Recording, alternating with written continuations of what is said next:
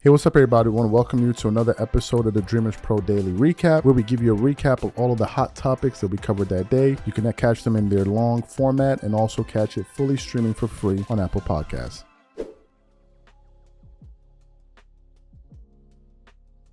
Recently, I came across an interview that Skip Bayless did on the Dan Le Batard show. As you guys know, Dan Le Batard has a show. He's with DraftKings.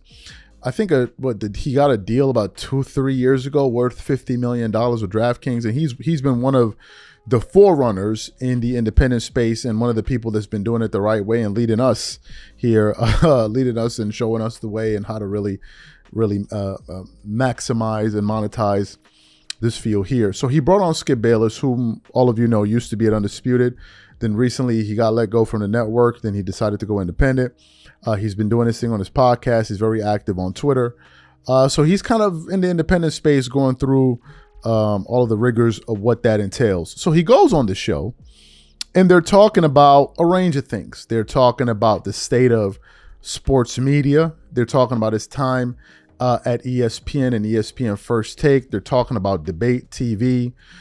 Skip Bayless at one point was talking about how impressed he was of what Dan Le Batard has been able to do in the independent space, and then obviously, you know, that we're going to get to the point where they started to talk about the fallout that took place on Undisputed 2 years ago with Skip Bayless and Shannon Sharpe. We all remember it. They had that moment where, Skip Bayless essentially belittled his colleague and co-host Shannon Sharpe to basically prove a point on live TV when they were arguing or debating rather about Tom Brady, and it became a very nasty viral moment that the entire sports media ecosystem was discussing. But ever since that fallout, we've been hearing more from Shannon Sharpe, especially after he left Undisputed. We heard him discuss this with Stephen A. Smith and on other platforms, but we really didn't get a chance to hear Skip Bayless talk about it too much in audio format. I've read some print here and there, but I seldom see him discuss it.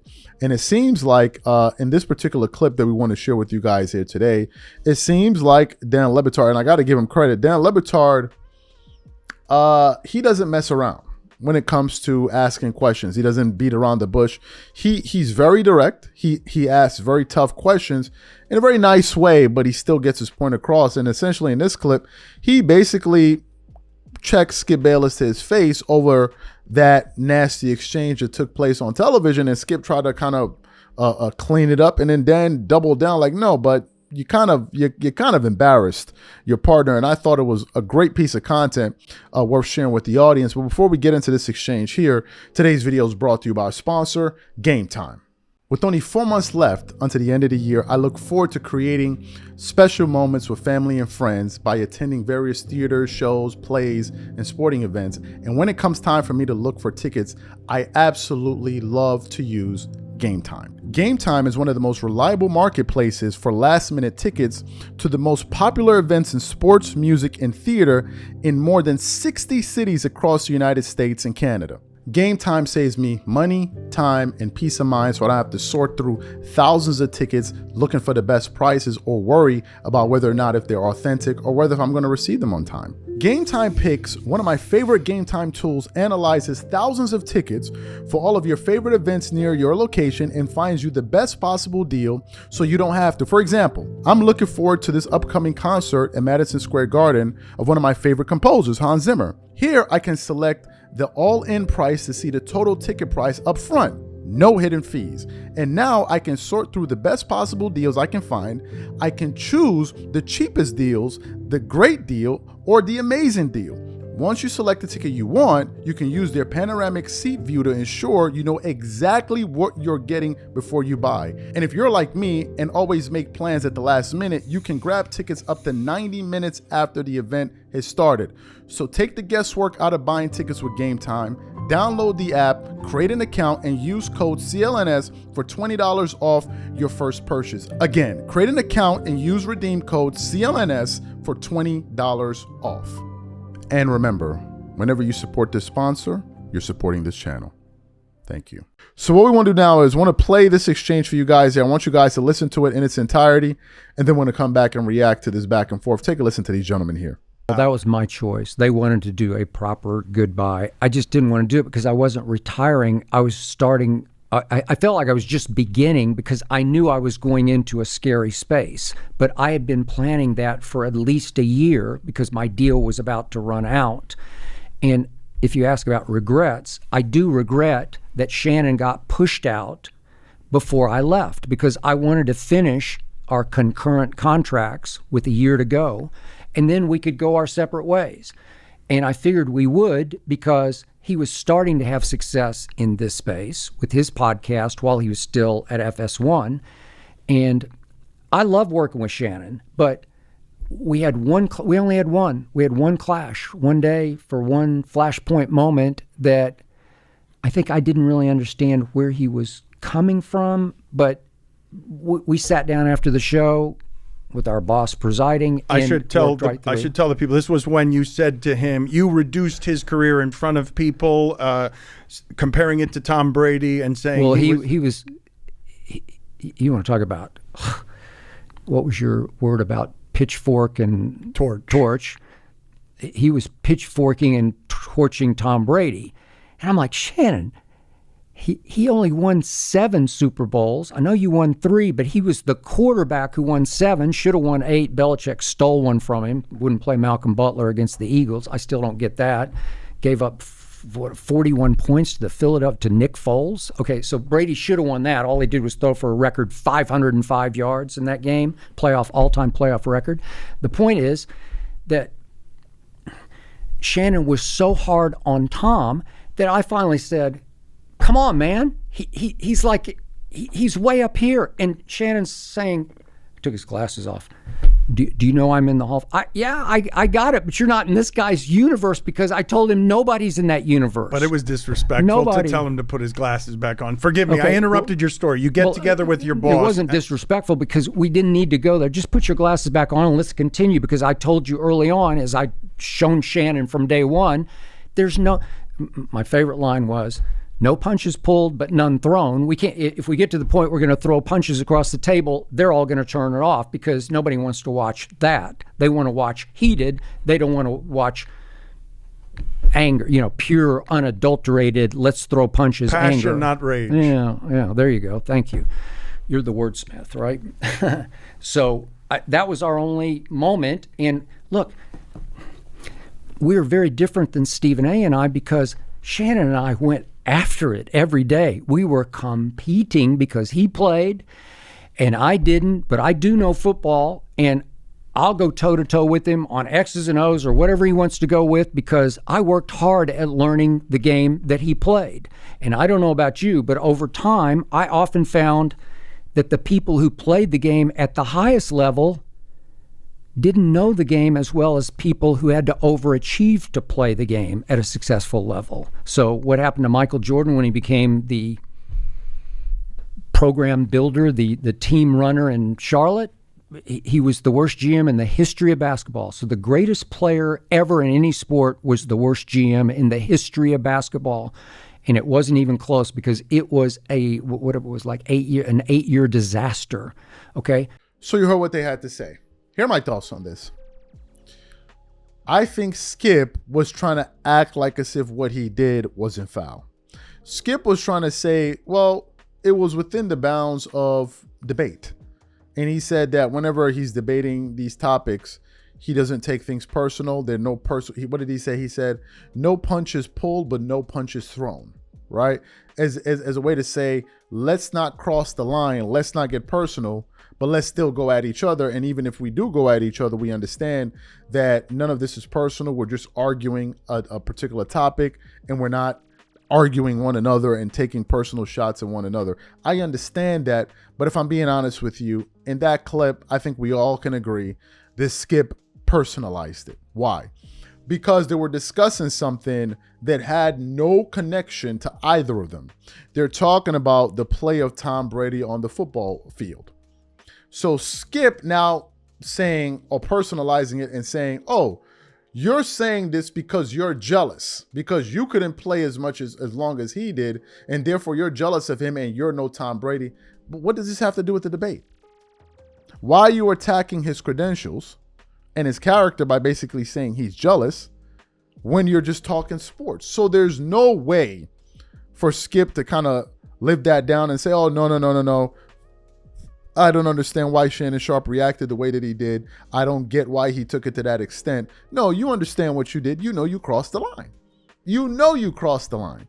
And the funny thing is, I've seen instances where Skip has gotten offended where he feels like people are questioning him. I've seen it happen on multiple occasions. The first occasion occurred when I think one of his guests, this was on ESPN before, I think him and Stephen A. Smith became like a pair, where some guests come on the show and they felt like some of the things he was saying was so outlandish that they didn't believe that he was sincere about what he was saying. Meaning they thought he was just saying that for ratings, that he wasn't like he didn't mean what he was saying. And Skip got offended. He got offended. Like you know how Skip, when he gets angry, he bangs on the table and all of that. That was one occasion where he felt like people personalized it. The second occasion I remember, this was on Undisputed, where Skip has this thing where if he disagrees with a particular athlete or he has a spat with a particular person in media, he will always try to invite them on the show. And I think it was one segment where I was either Shannon or they had another guest. I think it was Shannon, where Shannon was implying, but I don't think he was doing it on purpose, by basically saying that, you sure that you want to come in? Oh, no. He was saying that, Skip, this is not really smart. This is not really smart to try to invite this person to say. And he's like, I take offense to that.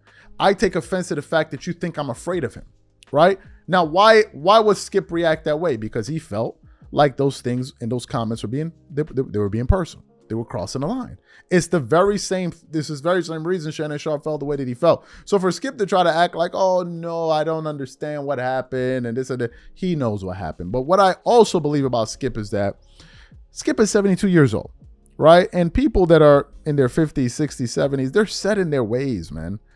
They're set in their ways. They're not, good luck trying to get a 50, 60, 70-year-old to apologize to you. Good luck. Some people, man, once they're set in their ways, that's it. There is no such thing as I'm sorry. That don't happen with some people. I'm not saying that's who Skip is, but I do know when people reach a certain age, they're set in their ways. They're set in their ways. What I do appreciate, however, was Dan Le Batard having the courage to bring it up and then also, reiterate his point where Skip tried to dance around the issue. And I thought that was a good thing. I think if Skip looks back at that situation, I'm sure he would regret how that thing played out, and he would probably do it differently. Like, he could have made his points without personalizing it and attacking Shannon Sharpe and saying, you're jealous of Tom Brady, you're no Tom. But the crazy thing is, in the soundbite, he said it again. He said, but it's the truth. You are no Tom Brady. Yes, we understand that Shannon Sharpe is not Tom Brady, but that's not something you say to your friend. You can see how that can be offensive. That's like somebody saying to Skip Bayless, you're no Stephen A. Smith. How do you think Skip would take it? Like, come on.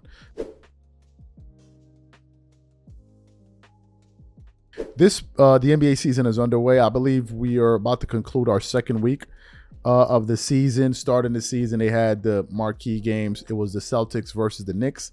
That was the tip-off game for the season, and then the night game was between the Minnesota Timberwolves and the Los Angeles Lakers. And then ever since then, we've seen matchups like just yesterday we saw the Mavs versus the Minnesota Timberwolves. That was a very good game. I think we saw the New Orleans Pelicans yesterday on TNT. We've seen, I think, the Phoenix Suns and the Lakers on TV. I could be wrong, right? But so we've had some pretty big games. I think we also saw the Bucks on TV. I could be wrong, but there've been some pretty big name teams and players to start off this NBA season. And I got to say this before we get into this particular show here. This is one of the first times, or probably this is the first time I've gone into, or at least since we've been talking about sports since we started this channel, this is the first time I've gone into a season where I don't really have any real rooting interest, and I'm just kind of following teams and games that I think are interesting. This is the first time in an NBA season. Once I'm kind of once I dedicate myself to a particular team, I'm going to try to watch as many games of that particular team. Or if I know there's some key storylines, I'll probably watch my favorite team and then follow the storylines throughout the season. But this year is a bit different. I've watched games from everyone. I've watched the Minnesota Timberwolves versus the Mavs yesterday. I saw the Knicks versus the Celtics, although that wasn't a game if you want to call that a game. I saw the Bucks game against the Nets the other night. I saw the Phoenix game against the Lakers. So I've been enjoying the NBA season in terms of the different games. I'm enjoying it. I don't know why, but I'm enjoying it. But it turns out it may be just me and a few people that are enjoying it, because we got a report here today that spells some ominous news for the NBA. And actually, Mitch sent it to me earlier today. It was a post from Instagram that was essentially outlining the story that viewership in the NBA has actually been declining. So we actually want to show you the thumbnail. It's from Sideline Sources, and I want to read it to you. It says viewership in the NBA has been declining. And then there's another article from Awful Announcing that actually goes into the details and the numbers of what exactly is taking place here. So let's get into this article here from Awful Announcing, and it has the following headline: After strong opening night, NBA falls off during first week. Continued on. The NBA regular season is not off to a hot start. The opening week of NBA regular season started strong but fell off during Wednesday, Thursday, and Friday night national windows. After TNT increased its opening night viewership by 6% year over year on Tuesday, the rest of the week's NBA windows saw declines. ESPN's opening doubleheader on Wednesday averaged 1.6 million viewers, down 42% from the network's opening games in 2023 that featured the rookie debut of San Antonio Spurs center Victor Wembanyama. The comparison to 2022 looks more favorable, with viewership up 5% without the Wemby factor. The Milwaukee Bucks and Philadelphia 76ers opened ESPN's 2024 season with 1.7 million viewers, down from 2.5 million viewers for the Boston Celtics and New York Knicks in 2023. The Phoenix Suns and Los Angeles Clippers drew 1.5 million viewers, down 49% from last year's comparable game. TNT's good mojo from Tuesdays dissipated quickly on Thursday.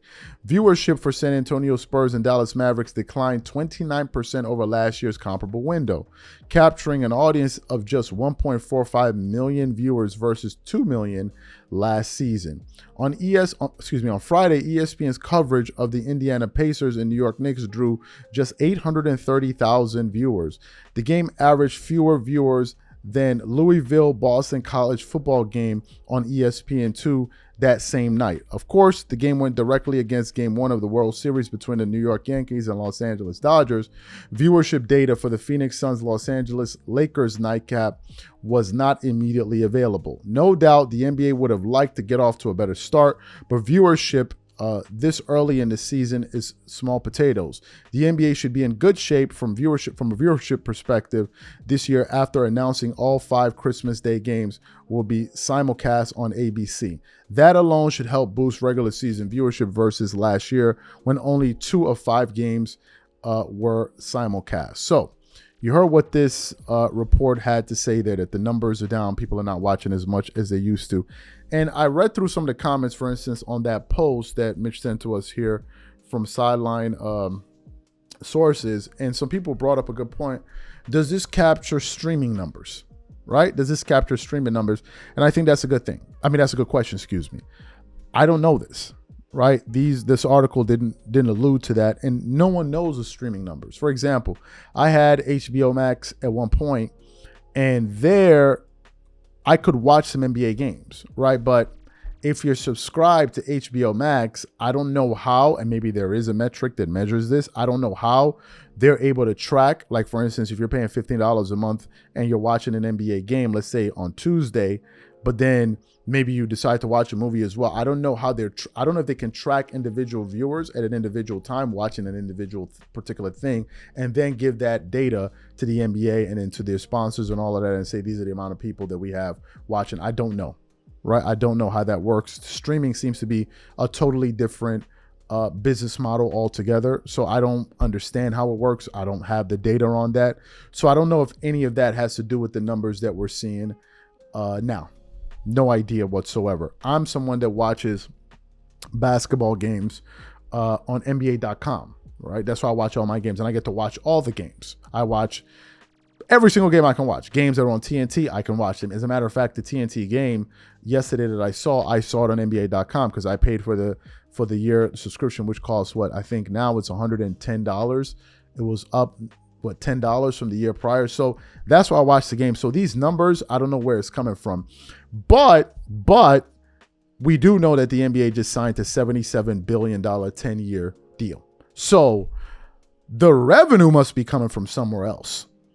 And I'm assuming it's coming from streaming because I think Amazon is in on the deal as well, but also these big networks. ESPN is paying the NBA $2.8 billion per annum just to have access to his game. So to me, I don't have all the numbers. So it's really hard for me to form an opinion. If we're just looking at this from the surface level, one would think that with the Bronny James frenzy, LeBron and the Lakers, for instance, on opening night, there was the Lakers with LeBron and his son. One would think that there would be a carryover effect.